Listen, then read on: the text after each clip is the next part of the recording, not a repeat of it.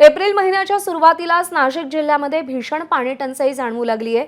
जिल्ह्यातील सर्वाधिक पावसाचा भाग म्हणून ओळखला जाणाऱ्या त्र्यंबकेश्वर तालुक्यातील विहिरींनी अक्षरशः तळ गाठलाय। नद्या कोरड्या पडल्याय, त्यामुळे महिलांची हंडाभर पाण्यासाठी पायपीट सुरू झाली आहे। महिला खास खळग्यातून, दगडधोंड्यातून, टेकडीवरून पाण्याचा शोध घेताना दिसतायत। विहिरीतील पाणीही गढूळ असल्यानं लहान मुलं आजारी पडण्याचं प्रमाण वाढलंय। ऐन परीक्षेच्या काळात अभ्यास बाजूला पडलाय आणि विद्यार्थी सुद्धा पाण्याच्या शोधात फिरतायत। मुळे गावामध्ये जलजीवन मिशन अंतर्गत पाईपलाईन टाकण्याचं काम गेल्या वर्षभरापासून सुरू होतं। ग्रामस्थांच्या घरात पाईपलाईन टाकण्याचं काम झालंय, पाईपलाईन आली आहे, मात्र पाणी अजूनही आलेलं नाहीये। याचा आढावा घेतलाय मुकुल कुलकर्णी यांनी। एप्रिल महिन्याला आता कुठे सुरुवात झाली, मात्र नाशिक जिल्ह्याला पाणी टंचाईच्या झळा पोहोचू लागलेल्या आहेत। जिल्ह्यातील अनेक तालुक्यांमध्ये, अनेक गावांमध्ये भीषण पाणी टंचाई जाणवू लागली आहे आणि जिथे विहिरी आहेत त्या विहिरीच्या बाहेर महिलांची, लहान मुलांची, नागरिकांची मोठ्या प्रमाणामध्ये गर्दी होते। आपण आता त्र्यंबकेश्वर तालुक्यातील मुळे गावामध्ये आहोत आणि लहान लहान लेकरं देखील कळशी, हांडे घेऊन इथे पाणी भरण्यासाठी येत आहेत। काही महिला आहेत। किती वर्ष झाले तुम्ही अशा स्वरूपात पाणी?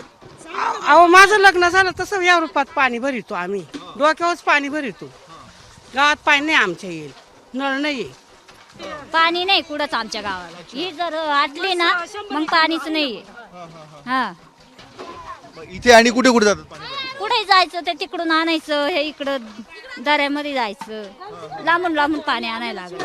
आणि एवढ्या छोट्या मुलीने हे कशाला टाकलं मागून नंतरून? एवढ्या इरीपासून पोर यायची, मग काही धोका आहे का नाही याच्यामध्ये? आहे ना, मग त्याच्या 2 पुरींचं असं झालंय आणि आता या छोट्या छोट्या मुली येतात आणि मग हे असं टाकल्यावर आणि तरी सरकारला काळजी नाही का आमचीवाली? नाही ना, एवढी नुकसान होती तरी त्याला काळजीच नाही कुठलीच। मग त्यांनी काहीतरी करायचं ना इकडे येऊन। एवढले पैसे रापाराप घ्यायचे, मग इकडे जर काहीच पता नाही काय करायचं मग आम्ही?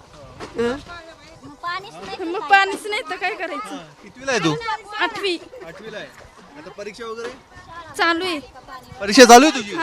आज कोणता पेपर होता? इंग्रजीचा। आणि आता उद्याला? उद्या सुट्टी।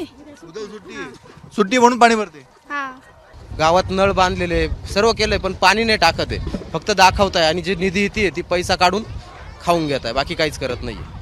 ही व्यथा केवळ एका गावाची नाही, नाशिक जिल्ह्यातल्या अनेक तालुक्यांमध्ये, पेठ, सुरगाणा, त्र्यंबकेश्वर, इगतपुरी अशा वेगवेगळ्या तालुक्यांमधल्या गावांमध्ये ही अशीच परिस्थिती आहे। ही परिस्थिती बदलणार कधी, हा प्रश्न या निमित्तानं पुन्हा एकदा उपस्थित होत आहे।